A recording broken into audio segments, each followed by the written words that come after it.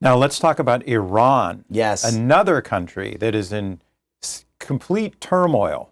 Yes. And also run by a despotic regime, this time of clerics. It's a theocracy that came to power in 1979 and has been unrelenting in trying to expand its influence in the Middle East, including in Syria and Lebanon, both of where it suffered severe setbacks.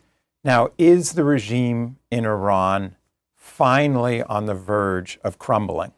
I am praying, I'm a believer, and I am praying that that is the case. My first memory as a child of something that was a geopolitical event, two things, was the fall of the Shah, the hostage taking of the American hostages, and then my father took me and my brother in January of 1981 to West Point because the American hostages were taken to West Point to decompress and kind of be deprogrammed or de-traumatized after their horrible traumatic experience as prisoners of the terrorist regime in Iran. And so I remember watching them drive by us on buses and I'm waving at them. And so I have a kind of a strong irrational hate for the Iranian regime that I think many Americans share. So I don't wish them well at all. And it would be one of the most wonderful things. Can you imagine, Jacob, if we had in 2026 an orderly change in the behavior of Venezuela,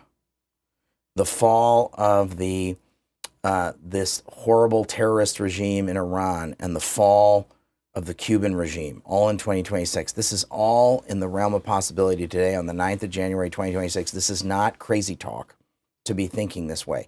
I've been shocked, Jacob, by how the mainstream media has been limiting or their lack of enthusiasm for the coverage of what's happening in Iran. The national interest, to its great credit, the Jerusalem Strategic Tribune, to its great credit, I'm sure TvAbraham, to its great credit, has been covering this issue since it started.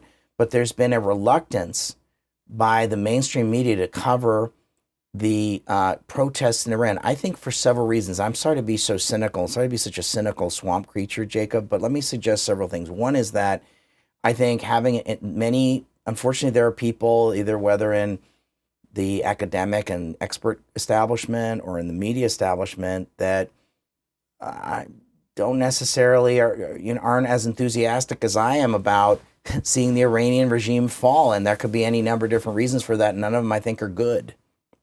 Do you think that the United States should actively help the Iranian opposition? Yes. or not? Heck yes, Jacob. I think President Trump's answer of saying if protesters are shot, that the Iranian thug terrorist regime will have hell to pay, quote unquote, was a phenomenal thing. There have been several attempts in the last 20 years by the Iranian people to rise up, and we have not helped them.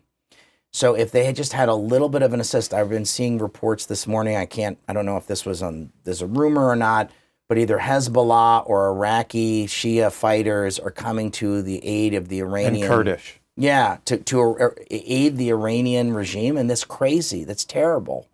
That's shocking. I've also heard rumors about either technical assistance or otherwise from the Russians for the Iranian regime. No, when I meant Kurds, I meant that they were fighting against the regime. Okay, well, thank God. Okay, so you have the Kurdish flooding in to help the good guys, but then you've got Hezbollah and Iraqi Shia forces who to kind of return the favor and support the Plus, you have regime. military equipment coming from Russia. Yeah, Russia and equipment. So, again, the national interest has been covering this.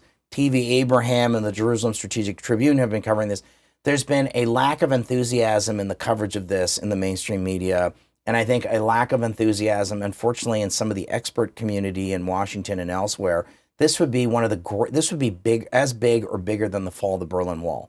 If the Mullah regime in Iran were to fall, and we either had some kind of return of the Shah or some kind of... now, the Shah says he would just be a transitional figure. Praise the Lord. I mean, can you imagine if we had a transition to some kind of form of democracy in Iran? I mean, Iran historically had good relations with Israel. Iran historically had great relations with the United States. Having a pro-West... And how about this? An Iran at peace with its neighbors, trying to deliver on prosperity for its people as opposed to oppressing its people. Having a functioning, stable economy. Can you imagine what the world would be like? We'd be a lot safer. We'd be more prosperous. We'd be more safer. So this is absolutely in the American interest to see this regime go. God, this would be just phenomenal. But it is not in the interest of one President Vladimir Putin. It's not in the interest of Putin. All the bad guys, the Star Wars bar of bad guys. Vladimir Putin doesn't want to see this happen. I don't think the Chinese want to see this happen. North Korea. North Korea doesn't want to see this happen.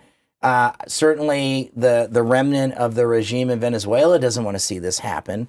Hezbollah doesn't want to see this happen. Hamas doesn't want to see this happen. Boy, I mean, these are none of these people are on my Christmas card list. These are all bad dudes and bad people. So I think it's fantastic. I hope that we have the opportunity. I hope, Jacob, the next time we get together in the studio, we're talking about the fall of the Iranian regime. I hope we're talking about the compliance and different kinds of behavior out of the new Venezuelan government, and that we're on our way to some kind of a different kind of a cooperative arrangement with Venezuela and in Iran, and hopefully that the Cuban government is on the ropes, or if they'll have gotten a knockout. Wouldn't that be phenomenal? We're going to have to discuss this on our next show. Thank you, Dan. Thanks, Jacob.